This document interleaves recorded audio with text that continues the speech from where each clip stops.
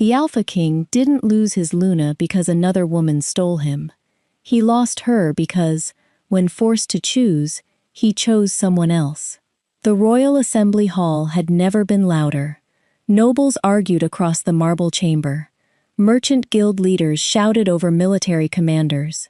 Royal advisors pounded their fists against the council table, while scribes struggled to record every accusation flying through the room. At the center of the chaos stood Lady Vivian Ashcroft. The poised young heiress of the Ashcroft Trade Alliance remained remarkably calm, despite the whispers surrounding her. She sold military routes. The neighboring kingdom has copies of our supply records. If she's guilty, the alliance will collapse. The Ashcroft fortune won't survive this. King Darius Thornvale sat upon the moon throne, listening, as one argument replaced another. 3 days earlier, a neighboring kingdom had accused the Ashcroft Trade Alliance of leaking confidential military shipping routes. The evidence appeared devastating. Copies of restricted ledgers, merchant signatures, warehouse records. If the accusations proved true, every treaty connected to the Ashcroft family would be destroyed. Thousands of merchants, dock workers, sailors, and farmers would lose their livelihoods overnight. The kingdom stood on the edge of economic disaster. Your Majesty, Lord Cedric, one of the senior ministers, stepped forward. The evidence is overwhelming. We must arrest Lady Vivian immediately. Several nobles nodded. Across the chamber, another council member rose. If we arrest her without certainty, we risk destroying the largest trading alliance in the kingdom. Our enemies would celebrate before sunset. Arguments erupted once more. Throughout the debate, Luna Ariana Everhart remained silent.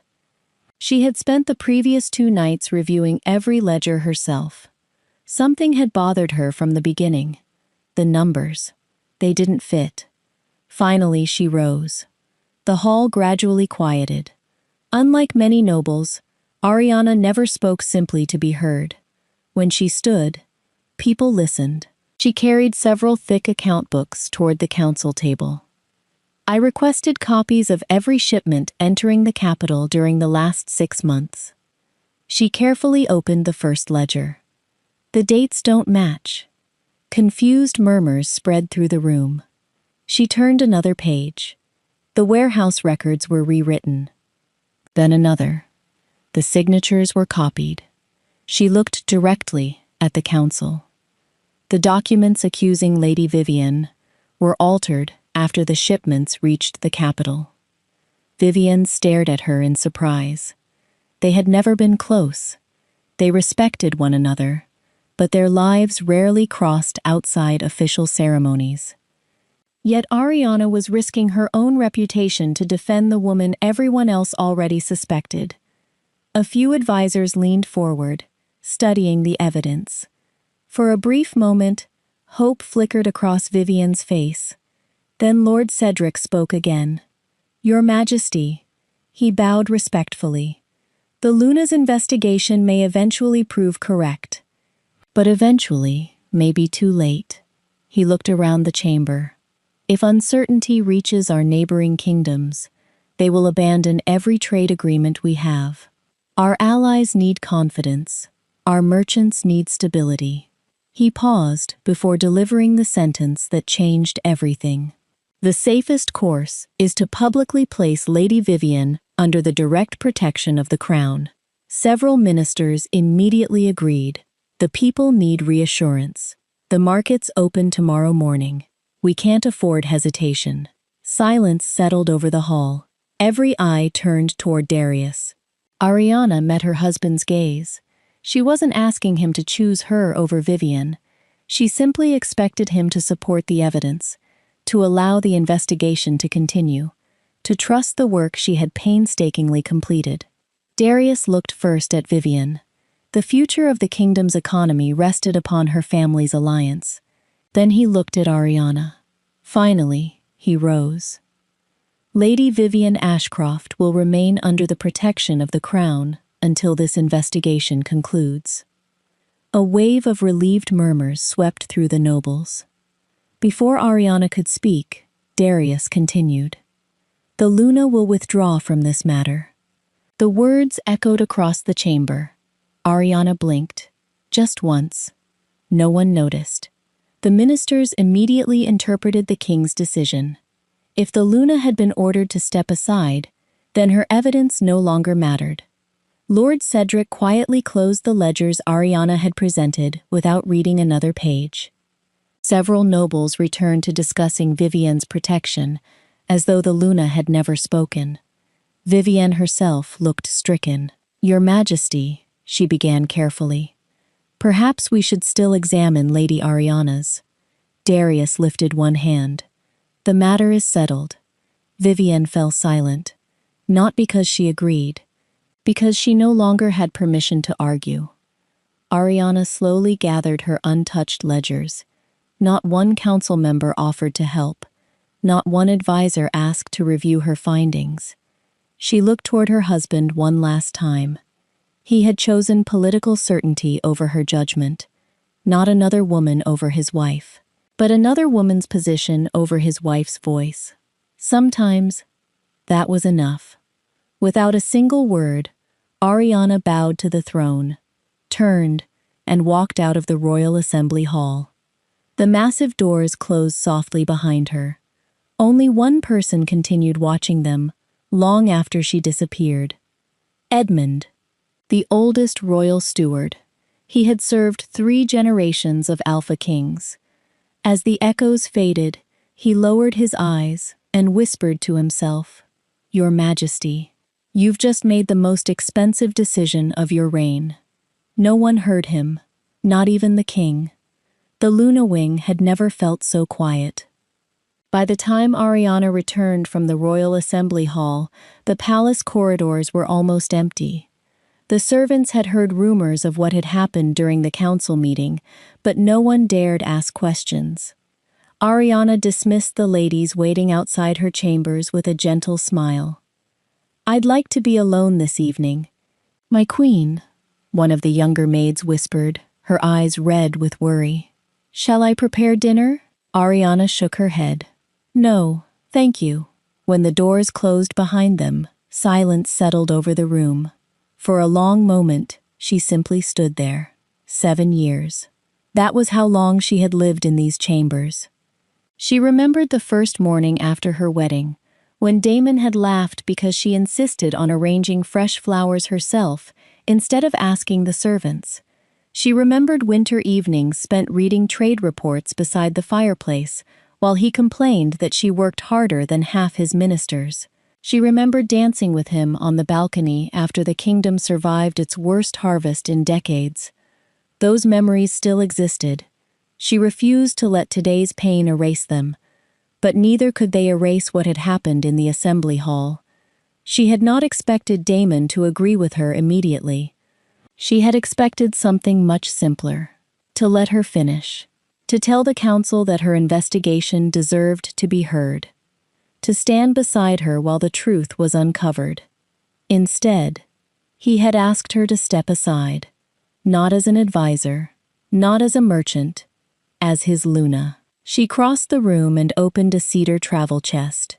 She packed slowly, not because she had many things to take, because she was deciding what still belonged to her. Her mother's journal, a plain traveling cloak she had owned before becoming Luna, a leather notebook filled with trade observations gathered during years of traveling through the kingdom, a small compass her father had given her on her 16th birthday. Nothing else. She walked past shelves filled with jewels. Every necklace remained untouched. The gowns commissioned by royal designers stayed hanging neatly inside the wardrobe. Gold bracelets, pearl earrings, silk gloves. None of them entered the travel chest. At last, she stopped before a carved wooden stand. Resting upon dark blue velvet was the Luna crown. She reached toward it. Her fingertips brushed the silver metal. How many women had dreamed of wearing it? How many believed it represented power? Ariana knew better. The crown had never given her influence. Trust had. And trust had been quietly broken that afternoon. She lifted the crown carefully, held it for a few seconds, then returned it to exactly the same place. It belonged to the kingdom, not to her anymore. Next, she walked into Damon's study. The fire still burned. Several council documents remained scattered across his desk. He had clearly intended to continue working after the assembly. Ariana found a blank sheet of parchment. She thought for several minutes before writing only 2 sentences. You didn't choose another woman. You chose not to stand beside your wife. That was enough. She folded the letter once, placed it in the center of the desk, and weighed it down with the royal seal they had once shared during council meetings. There was nothing else to say. Just before dawn, Ariana fastened her cloak and quietly lifted her travel chest. The palace slept peacefully. The guards at the eastern gate nodded politely as she approached. "Your Majesty," one of them greeted. "Traveling early?" She smiled. "I won't be long." They opened the gates without question. Why would they question their Luna? They watched her ride into the fading darkness, believing she would return before breakfast. She never did. 3 days later, the Royal Assembly Hall filled once again. This time, the atmosphere was very different. A special investigator from the Treasury laid new evidence before the council. The shipment records were forged. The signatures were copied after the goods reached the capital. The conspiracy originated inside this court. Lord Cedric's face turned pale. Several corrupt officials were immediately arrested. Lady Vivian Ashcroft slowly rose from her seat. She turned toward the throne. "Your Majesty," her voice carried through the silent chamber. "Your Luna was right." She paused. "You should have listened." Darius felt his stomach tighten. For the first time since the hearing, he looked toward the empty place where Ariana usually sat beside him. Only then did he realize she had not returned. "My king," the chief steward hurried into the chamber, carrying a worried expression. "The Luna Wing. It has been empty since the morning after the assembly." Darius was already on his feet. "Search the palace. Search every road leaving the capital. Find my Luna." But by then, she was already far beyond the reach of the kingdom that had failed to stand beside her. For the first month, Darius believed Ariana would come home. Whenever a rider arrived at the palace, he looked up. Whenever a letter bearing an unfamiliar seal reached his desk, he opened it first. Every evening, he found himself glancing toward the Luna Wing. It remained dark, empty, waiting. Just like him, the kingdom, however, could not afford to wait. The first sign of trouble came 6 weeks after Ariana disappeared. The Minister of Commerce entered the council chamber carrying 3 unopened scrolls. "Your Majesty, the Kingdom of East Haven has suspended its grain agreement." Darius frowned. "Why?" "They claim the renewal documents were never delivered. They were supposed to be signed last month." "Who handled the negotiations?" The minister hesitated. "The Luna." Darius leaned back slowly. "Find the draft. We've searched. There isn't one." For the first time, he realized something unsettling. No one actually knew how Ariana managed the kingdom's trade. They only knew that every agreement had always been completed before deadlines arrived. No one had ever asked how, because she had never failed. 2 weeks later, another report arrived. The Southern Shipping Guild had withdrawn its merchant fleet. A week after that, the Northern Lumber Alliance doubled its export prices. Then the Western mills canceled their contracts altogether. One agreement after another unraveled like loose threads from a tapestry. The Royal Council grew increasingly desperate. "We're losing millions. Our reserve grain won't last another winter. Merchants are moving their businesses elsewhere." Each meeting ended the same way. Someone would quietly ask, "Did the Luna oversee this too?" The answer was always yes.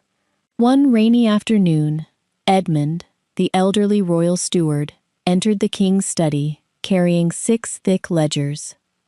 "I thought you should see these." Darius looked up from yet another failed trade proposal. "What are they?"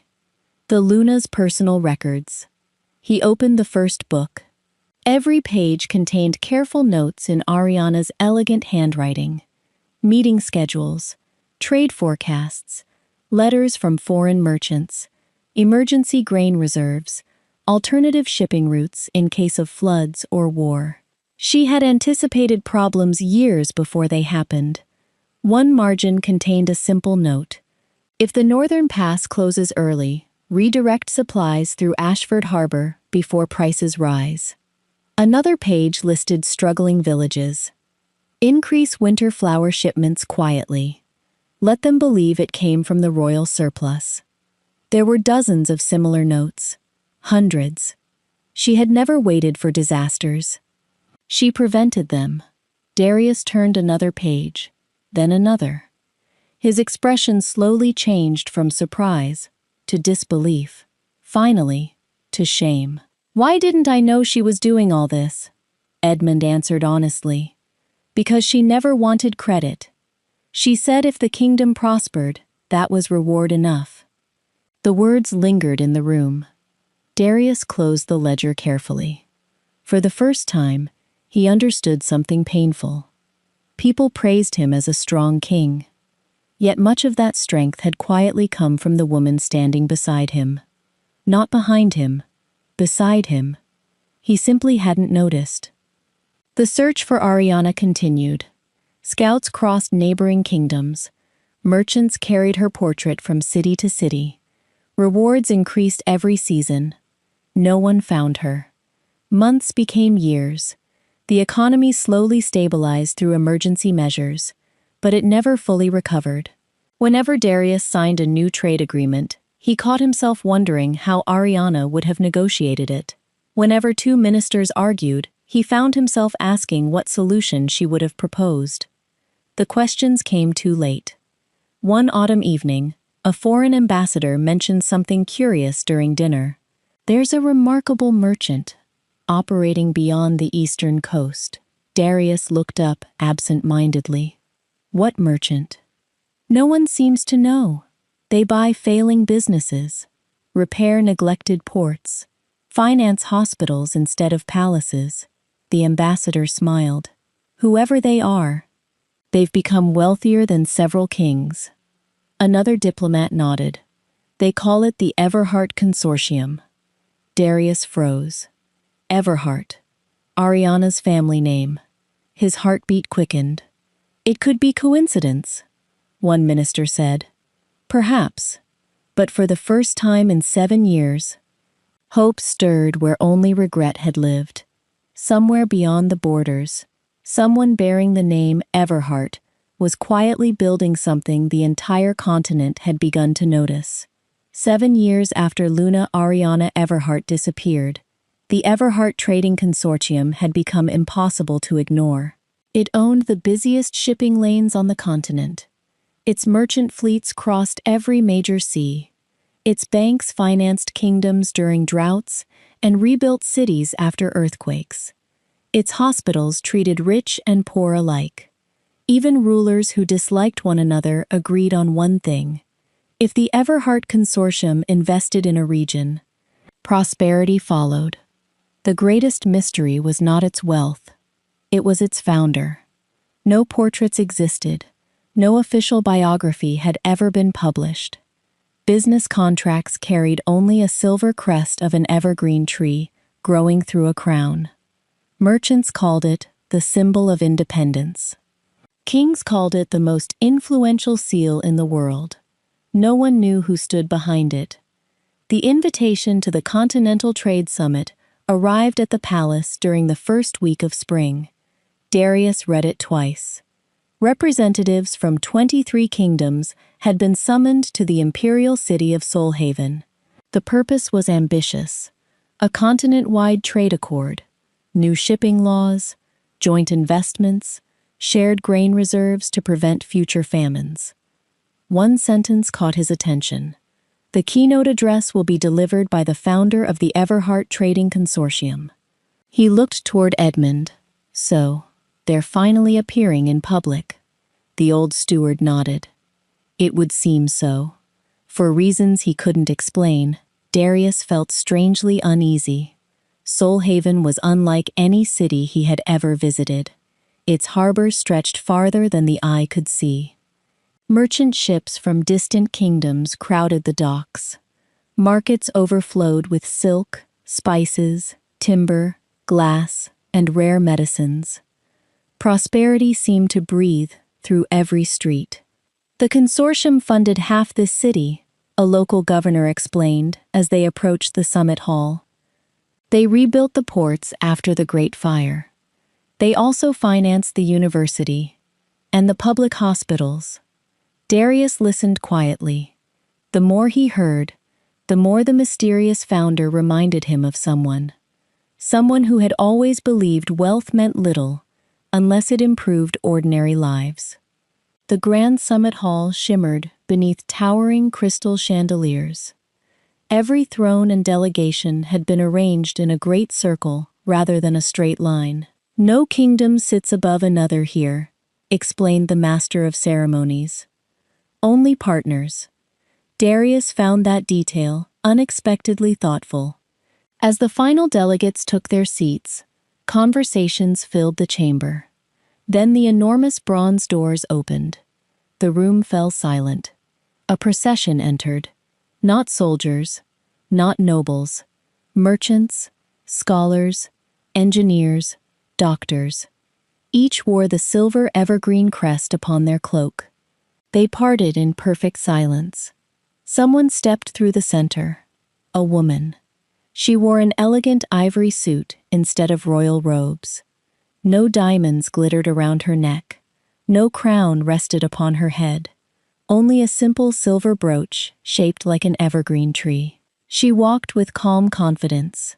Not the confidence of someone seeking approval. The confidence of someone who no longer needed it.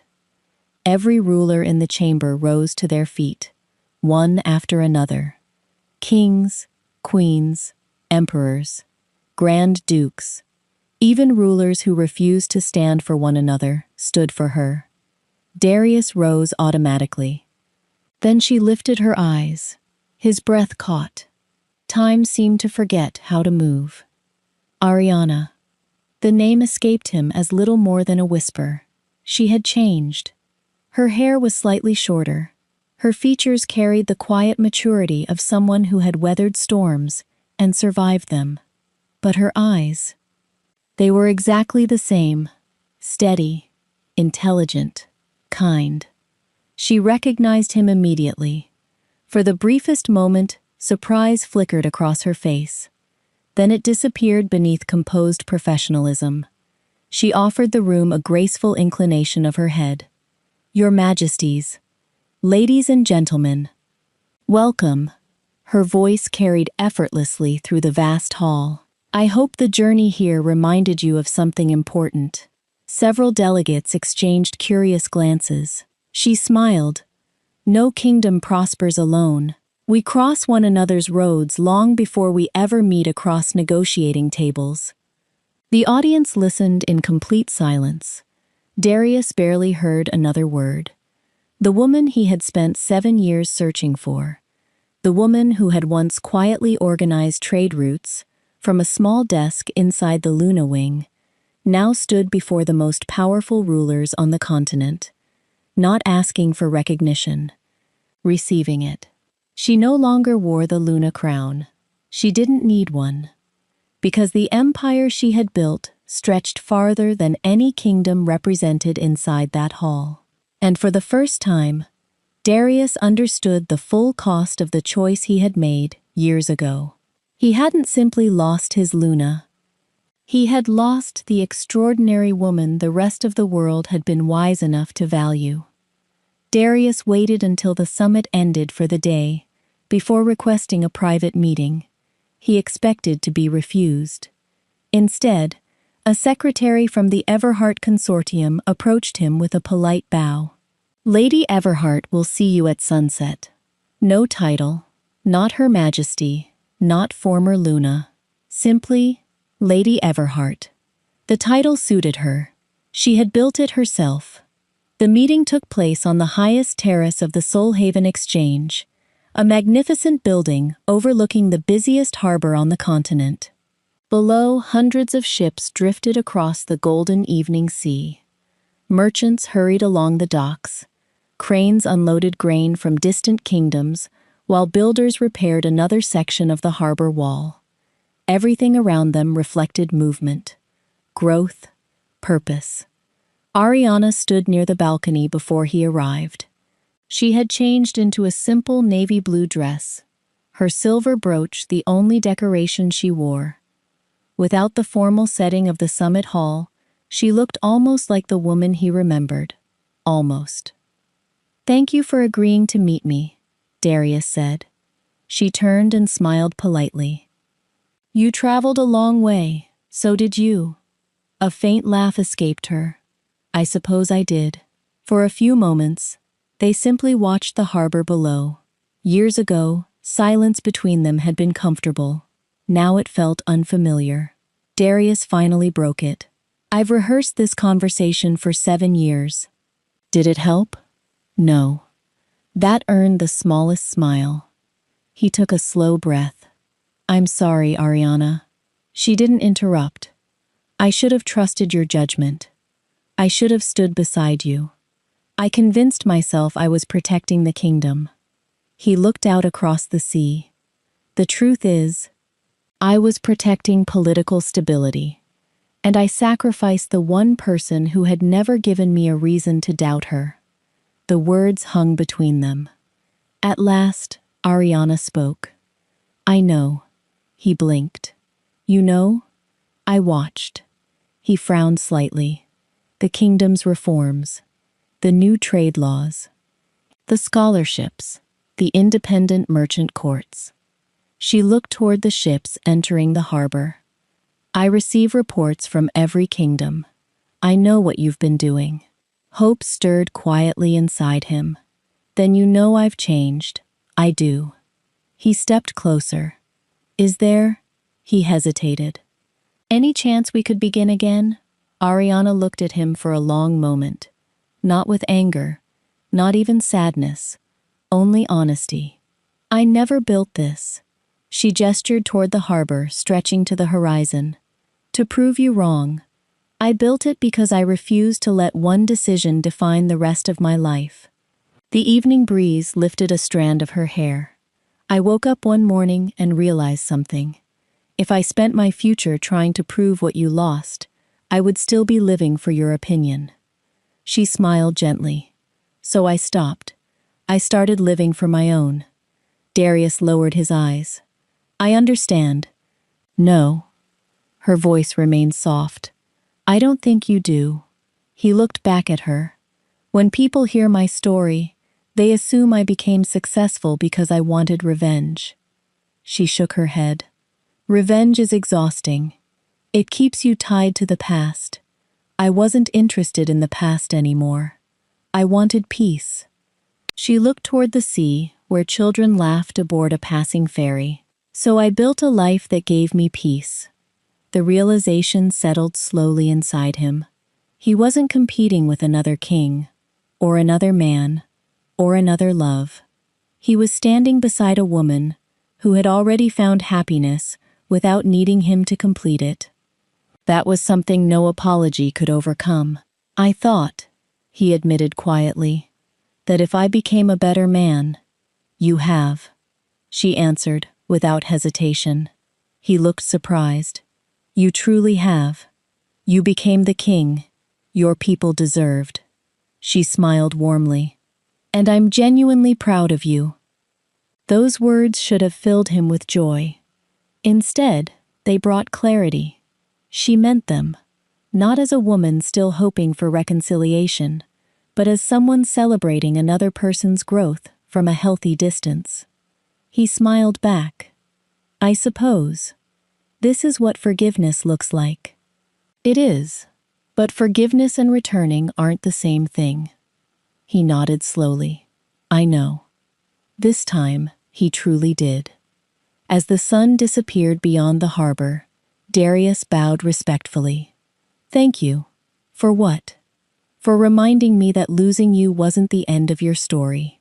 She smiled. "No, it was the beginning." He left the terrace without looking back. For the first time in 7 years, he wasn't carrying hope. He was carrying purpose. He would return home, not to win Ariana back, but to become the king she had always believed he could be. When Darius returned to Thornvale, the royal council expected reports about tariffs, shipping agreements, and foreign investments. Instead, the king walked into the council chamber carrying a stack of old ledgers, the same ledgers Ariana had placed before the assembly 7 years earlier. No one had opened them that day, not even him. He laid them carefully in the center of the table. "I want every minister here to look at these." The council exchanged uneasy glances. Lord Cedric, now noticeably older, cleared his throat.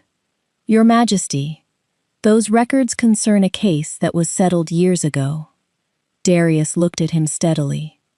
"No, they concern the day this kingdom stopped listening." Silence swept across the room. The king rested one hand on the weathered books. "I've spent years believing my greatest mistake was making the wrong decision." He shook his head. "It wasn't. My greatest mistake was allowing politics to silence evidence." He looked around the chamber. "And I will never allow it to happen again." That morning, Darius announced the largest governmental reform in Thornvale's history. From that day forward, no commercial investigation would answer directly to the crown. Instead, an independent trade commission would oversee every accusation involving merchants, guilds, and foreign alliances. Evidence would be reviewed by multiple investigators before reaching the throne.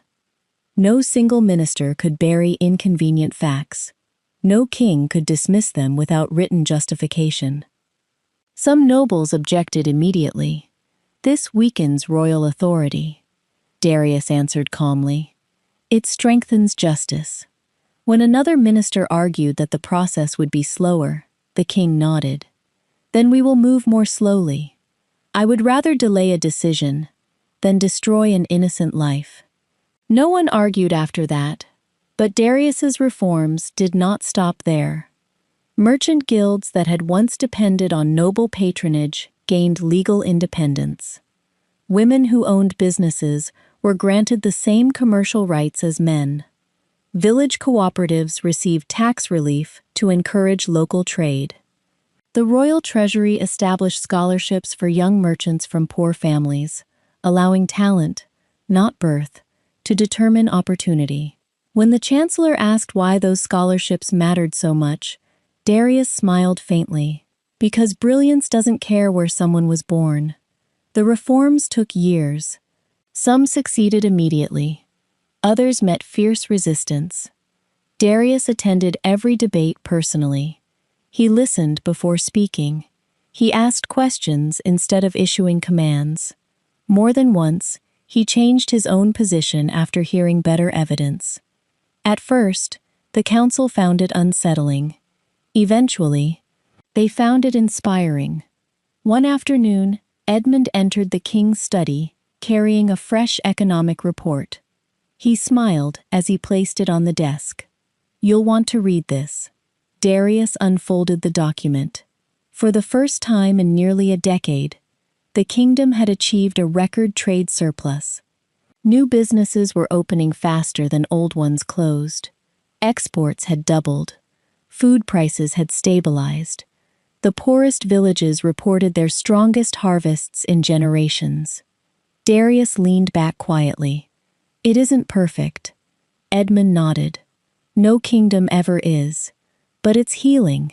Weeks later, Darius visited a village marketplace without announcing his arrival. Merchants greeted customers with easy smiles. Children carried baskets of fresh fruit through clean streets. A young woman proudly unlocked the doors to her newly opened shipping office. When she recognized the king, She bowed quickly. Your Majesty. He smiled. Congratulations on your business. Her eyes widened. You know about it? I read every scholarship report. She laughed softly. I wouldn't be here without it. You earned your place. No, she replied. You gave me the chance to earn it. Those words stayed with him long after he left the market. For years, he had believed leadership meant having every answer. Ariana had taught him something different. Leadership meant creating opportunities for others to succeed, not standing in their way. Late one evening, as Darius finished reviewing trade reports, a messenger entered carrying a sealed envelope. The wax seal bore a familiar symbol, an evergreen tree growing through a crown, the crest of the Everhart Trading Consortium. Edmund raised an eyebrow. It seems Lady Everhart has written to you. Darius carefully opened the letter. Inside was a single invitation. The consortium was preparing to build the largest free trade port on the continent. They wanted Thornvale as their principal partner. For a long moment, Darius simply smiled.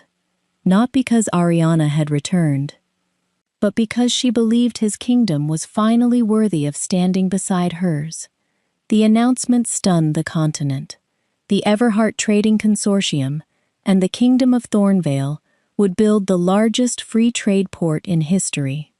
Merchants called it impossible, politicians called it dangerous, newspapers called it miraculous. Only two people understood what it truly was. A promise finally fulfilled. Construction began along the eastern coastline, where a quiet fishing village overlooked the widest natural harbor on the continent. Within months, the shoreline transformed into a city of purpose. Stone docks stretched into the sea. Shipyards echoed with the sound of hammers. Warehouses rose beside newly paved roads. Engineers from 12 kingdoms worked alongside local craftsmen. No one cared where a worker had been born, only whether they could help build something that would outlast them. Darius arrived every month to inspect the progress. Not surrounded by soldiers, not carrying royal fanfare, simply wearing practical work clothes and carrying a notebook filled with questions. Ariana was usually already there, speaking with architects, reviewing shipping maps, listening to merchants describe problems before offering solutions. They worked together with an ease that surprised everyone. Years ago, they had been husband and wife. Now, they were something rarer. Two leaders who respected one another without expecting anything in return. One afternoon, an engineer approached them looking frustrated. The eastern dock is too narrow. If we widen it, another argued, construction will be delayed by 3 months. The debate grew louder. Several supervisors began taking sides. Darius looked toward Ariana. She smiled. Let's walk. The confused engineers followed them to the edge of the harbor. Ariana pointed toward the tide. What happens every spring? The water rises, one engineer answered. And? The fishing boats move inland. She nodded.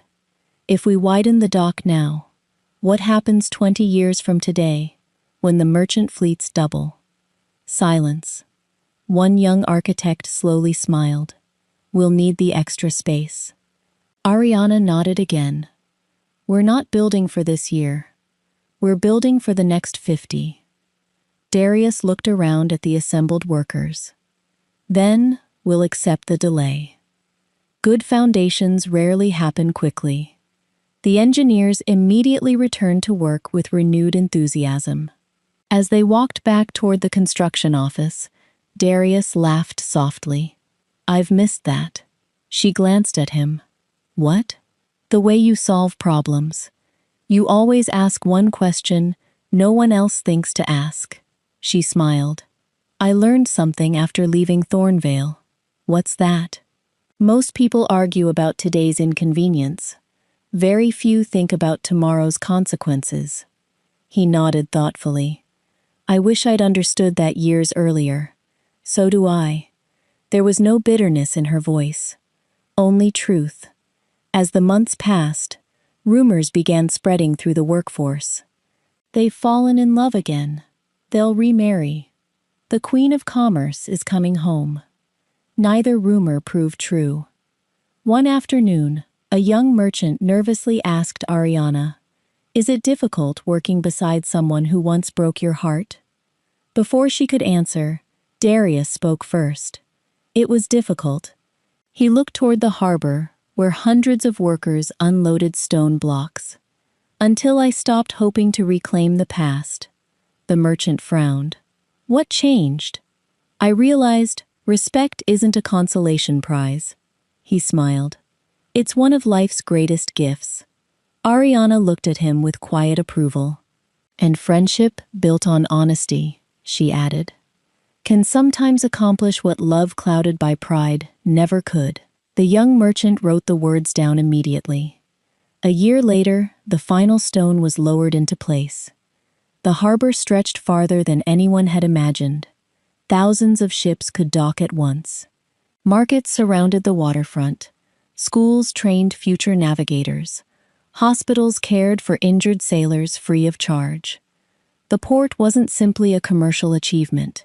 It was a symbol, proof that former enemies, former lovers, former regrets, could become partners in building a better future. Standing on the highest observation deck, Darius watched the first merchant vessel sail safely into the harbor. "It exceeded every expectation," he said. Ariana smiled. "It usually does." "What?" "The future." He looked at her curiously. "It becomes much bigger than we imagine, once we stop trying to rebuild the past." For a long moment, neither spoke. The sea stretched endlessly before them, not as a reminder of distance, but as a promise of everything still waiting beyond the horizon. 5 years later, the Grand Everhart port had become the busiest harbor on the continent. From sunrise until long after sunset, ships carrying grain, medicine, timber, silk, machinery, and spices arrived from every known kingdom. Merchants, speaking dozens of languages, filled the marketplaces, while apprentices hurried between warehouses, learning trades that had once been reserved only for the wealthy. No family went hungry within the port city. No child was denied an education because of birth. Every new business owner received access to fair loans through the Everhart Consortium, while Thornvale's scholarship program continued sending talented young merchants to study there. What had once begun as a single partnership had transformed the economy of an entire continent. The opening ceremony drew rulers from every nation. Banners fluttered above the harbor. Church bells rang across the city. Thousands gathered along the waterfront to witness history. Ariana stood on the main platform overlooking the sea. She wore an elegant ivory suit, embroidered with the silver evergreen crest of her consortium. No crown rested upon her head. She no longer needed symbols to command respect. Beside her stood Darius, dressed in the formal robes of the Alpha King. Years earlier, he would have insisted on speaking first. Today, he stepped back from the podium. "The founder of this harbor should be the first voice people hear," he said. The crowd applauded as Ariana approached the microphone. She looked across the endless sea of faces. Merchants, dock workers, students, kings and queens, families who had once struggled to survive. "We often believe prosperity belongs to the powerful," she began. "I've learned something different. Prosperity belongs to those who create opportunities for others." She paused as the crowd listened intently. This harbor was not built by one kingdom. It was not built by one company. It was built by thousands of ordinary people who believed cooperation could accomplish more than competition. Thunderous applause rolled across the waterfront. When Ariana finished, she stepped aside. Darius walked to the podium. For a moment, He simply looked at the bustling harbor before speaking. There was a time when I believed leadership meant protecting my authority. He smiled faintly. I was wrong. Leadership means protecting truth, even when it challenges your pride. His gaze found Ariana. Many years ago, I failed to listen to someone whose wisdom exceeded my own. I cannot change that decision, but I can honor what it taught me. He turned back to the audience. If Thornvale stands prosperous today, it is because we finally finished the work that should have begun long ago. Ariana lowered her eyes, deeply moved. The applause that followed seemed endless. Not because a king had humbled himself, because everyone present knew he meant every word. Later that afternoon, the final trade accord was brought forward. The document guaranteed open commerce, shared emergency grain reserves, and mutual investment among 12 kingdoms. Ariana signed first, then Darius. One by one, the remaining rulers added their names. When the last signature dried, the master of ceremonies smiled broadly. History will remember this day, Darius quietly replied. I hope history remembers the people who made it possible. As the ceremony concluded, journalists crowded around the two leaders. One young reporter raised her hand. Lady Everhart, if you could change one decision from your past, would you? The harbor fell surprisingly quiet. Ariana thought for several seconds before answering. No. The reporter looked surprised. Not even the day you left the palace? Ariana smiled gently. If I erased my greatest heartbreak, I would also erase every person who found hope, because I kept moving forward. She looked across the harbor, where children were chasing one another between rows of newly planted trees. I would never trade them for a different past. Darius listened without regret, only admiration. He finally understood. The greatest measure of love was not holding on. Sometimes, it was celebrating the life someone built after they walked away. As evening settled over the Grand Everhart port, fireworks illuminated the harbor. Two leaders stood side by side, watching ships sail safely toward the horizon. Not as former mates, not as rivals, but as equals whose separate journeys had helped shape a brighter future for millions. 20 years after Luna Ariana Everhart quietly walked out of the Royal Assembly Hall, her name had become legend. Students in universities studied the Everhart Consortium as the greatest commercial success in modern history. Young merchants traveled across continents, hoping to earn apprenticeships in its trading houses. Governments modeled their banking systems after its financial reforms. Even rival kingdoms that disagreed on almost everything agreed on one simple truth. If the Everhart Consortium invested in a city, that city flourished. Its influence could not be measured only in gold. It was measured in lives changed, hospitals built where none had existed, schools opened in forgotten villages, trade routes that ended famines, instead of creating fortunes for a privileged few. Ariana had once dreamed of helping one kingdom prosper. Instead, she had transformed an entire continent. The kingdom of Thornvale had changed as well. Under Darius's leadership, corruption had steadily disappeared from government. Merchant families no longer feared political interference. Scholarship recipients had become successful entrepreneurs, creating businesses that employed thousands. Young women entered commercial academies with the same opportunities as young men. The reforms that had once seemed impossible had become ordinary. One morning, Darius visited the Royal Academy of Leadership, where future rulers from neighboring kingdoms studied diplomacy, economics, and justice together. After his lecture, a young prince raised his hand. Your Majesty, I've always wondered something. Darius smiled. Go ahead. If Lady Everhart remained your closest ally, why didn't you simply merge the Everhart Consortium into the crown? Several students nodded. It seemed like an obvious question. After all, the crown possessed enormous authority. The consortium possessed enormous wealth. Together, they would have become unstoppable. Darius looked out the classroom window for a long moment before answering. Because some things aren't meant to be owned. The students waited quietly. He continued. When I was younger, I believed leadership meant gathering everything beneath one throne: power, loyalty, even love. He shook his head with a faint smile. I was wrong. The greatest leaders don't collect people. They create space for people to become everything they were capable of becoming. He looked back toward the students. If Ariana had remained my Luna, perhaps she would have helped one kingdom prosper. His expression softened. Instead, she built something no kingdom could have contained. The room remained silent, not because they lacked questions, because they had just received the answer they would remember for the rest of their lives. Several months later, Darius traveled to the Grand Everhart port for its 20th anniversary. The harbor had grown into a thriving city.